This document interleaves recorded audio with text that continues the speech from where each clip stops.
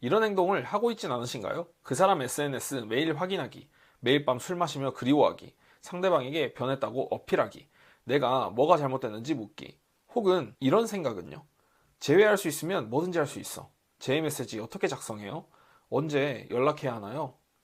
이러고 계신다면 여러분은 이미 제외에서 멀어지고 있습니다. 이런 마인드셋으로는 절대 제외할 수 없습니다.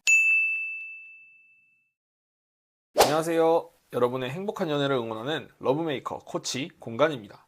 왜 이런 행동들이 제외에 방해가 될까요? 이런 행동들은 여러분을 더욱 조급하게 만들고 감정적인 결정을 내리게 합니다. 그 사람의 SNS를 들여다보며 하루를 시작하고 술에 의존해 밤을 보내는 순간 여러분의 자존감은 서서히 무너지고 있습니다. 결국 이런 행동은 여러분 스스로를 망가뜨리는 지름길일 뿐입니다. 이렇게 망가진 모습으로는 전 연인에게 매력적으로 보이기 힘들겠죠? 오늘은 재회를 진심으로 원한다면 반드시 갖춰야 할 마인드셋 5가지에 대해 알려드리려고 합니다. 이 5가지만 제대로 지키셔도 여러분의 재회 가능성은 2배 이상 높아질 거예요. 이 영상을 끝까지 보시고 진정한 재회의 비밀을 알아가세요. 재회를 원하는 많은 분들이 저지르는 첫 번째 실수가 있습니다. 바로 상대방에게만 모든 초점을 맞추는 것이죠. 지금 뭐 하고 있을까? 누구를 만나고 있을까? 나를 그리워할까? 이런 생각들이 머릿속을 가득 채우고 있진 않으신가요? 하지만 정말 중요한 건 지금 상대방이 아니라 나입니다. 이별 후에는 상대방보다 나 자신의 회복에 집중해야 합니다. 왜냐하면 회복되지 않는 상태에서의 재회는 이전과 똑같은 문제를 반복할 가능성이 높기 때문이죠. 상대방에게 집중하는 시간이 길어질수록 자존감은 점점 낮아지고 우울감은 높아집니다. 그렇게 되면 재회에 성공하더라도 건강한 관계를 유지하기 어렵습니다. 여러분도 이제부터 그 사람에게서 나에게로 초점을 옮겨보세요. 내가 좋아하는 취미를 즐기고 내 감정을 돌보고 내 성장에 집중하는 시간이 필요합니다. 두 번째 마인드셋은 정말 역설적으로 들릴 수 있어요. 바로 재회를 목표로 두지 않는 것입니다. 아니, 내가 재회하고 싶은데 재회를 목표로 두지 말라고? 맞습니다. 왜 그럴까요? 목표를 재회에 두는 순간 여러분은 애타는 쪽이 됩니다. 상대방의 반응에 일희일비하게 되고 그 과정에서 자존감이 무너지기 쉽죠. 가장 이상적인 목표는 나의 성장입니다. 이 기회를 통해 내가 더 성장하고 더 나은 사람이 되겠다. 이것이 여러분의 목표가 되어야 합니다. 재회를 목표로 두면 여러분의 모든 행동이 그 사람을 위한 것이 됩니다. 하지만 성장을 목표로 두면 모든 행동이 나를 위한 것이 됩니다. 이런 차이가 재회의 성공 여부를 결정합니다. 또한 목표가 재회가 아닌 성장이라면 재회에 실패하더라도 여러분은 이미 성공한 것입니다. 더 나은 사람이 되었으니까요. 이런 마인드셋이야말로 진정한 윈윈 전략 아닐까요? 세 번째 마인드셋, 완벽한 내가 되려 하지 않는 것입니다. 이별 후 많은 분들이 이런 생각을 합니다. 더 날씬해지면 돌아오겠지. 더 성공하면 다시 찾아오겠지. 내가 부족해서 떠난 거니까 완벽해져야 해. 하지만 이런 생각은 오히려 여러분을 지치게 만들 뿐입니다. 사랑은 완벽함을 위한 것이 아닙니다. 오히려 불완전함을 함께 받아들이는 과정이죠. 여러분에게 필요한 건 완벽한 나가 아니라 진짜 나를 사랑하는 법을 배우는 것입니다. 지금의 나도 괜찮다라는 생각이 들 때 비로소 건강한 관계의 토대가 만들어집니다. 완벽해지려고 애쓰는 순간 여러분은 자신의 가치를 외부에 맡기는 것입니다. 내가 더 좋아져야만 사랑받을 수 있어 라는 믿음은 건강한 관계의 적입니다. 여러분, 완벽해지려고 애쓰지 마세요. 대신 진짜 나를 사랑하는 법을 배워보세요.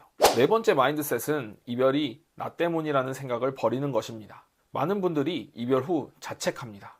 내가 좀 더 이해해줬다면, 내가 좀 더 맞춰줬다면 다 내 잘못이야. 하지만 관계는 혼자 만들어가는 것이 아닙니다. 관계는 둘의 호흡이고 둘이 함께 만들어가는 것이죠. 물론 자신의 실수나 부족한 점을 반성하는 것은 중요합니다. 하지만 모든 책임을 자신에게 돌리는 것은 건강하지 않아요. 이별에는 항상 양쪽의 이유가 있습니다. 그러니 모든 책임을 혼자 짊어지려 하지 마세요. 자책은 결국 낮은 자존감으로 이어지고 낮은 자존감의 모습은 상대방에게 매력적으로 다가가지 않습니다. 오히려 상대방에게 이 사람은 여전히 같은 모습이구나 라는 인상을 줄 뿐입니다. 대신 우리 둘 다 최선을 다했지만 그 순간에는 맞지 않았던 거야 라는 생각으로 전환해 보세요. 이런 마음가짐이 오히려 더 성숙한 모습으로 상대방에게 다가갈 수 있게 도와줄 겁니다. 마지막 5번째 마인드셋은 지금은 감정보다 전략의 시간이라는 것을 인식하는 것입니다. 이별 직후에는 감정이 격해지기 마련입니다. 그리움, 분노, 슬픔, 후회 이런 감정들이 뒤섞여 여러분을 힘들게 합니다. 하지만 감정에 휩쓸려 행동하는 것만큼 재회에 방해되는 것은 없습니다. 보고 싶어서 미치겠어. 너 없이는 못 살아. 와 같은 감정적인 메시지는 상대방에게 부담만 줄 뿐입니다. 지금 여러분에게 필요한 건 감정을 잠시 내려놓고 이 관계를 어떻게 회복할 것인지 전략적으로 생각하는 것입니다. 물론 감정을 완전히 무시하라는 말은 아닙니다. 감정을 느끼고 인정하되 그것에 휘둘리지 않는 것이 중요합니다. 감정에 휩쓸려 지금 당장 연락하는 것보다 마음을 가라앉히고 적절한 타이밍에 연락하는 것이 재회 성공률을 높입니다. 이별의 이유와 상대방의 성향에 따라 적절한 연락 타이밍과 방법이 달라집니다. 감정을 관리하면서 이 관계의 문제점은 무엇이었는지, 어떻게 개선할 수 있을지, 언제 어떻게 연락하는 것이 좋을지 차분히 생각해 보세요. 이런 전략적인 접근이 오히려 감정적인 충동보다 여러분을 재회에 한 발 더 가깝게 만들어 줄 겁니다. 지금까지 재회를 원한다면 반드시 갖춰야 할 마인드셋 5가지에 대해 알아보았습니다. 상대방보다는 나에게 집중하고, 재회를 목표로 두지 않고, 완벽한 내가 되려 하지 않고, 이별이 나 때문이라는 생각은 버리고 지금은 감정보다 전략의 시간이라는 것을 알아야 합니다. 기억하세요. 재회의 핵심은 메시지 작성법이나 연락 타이밍 같은 기술적인 부분이 아닙니다.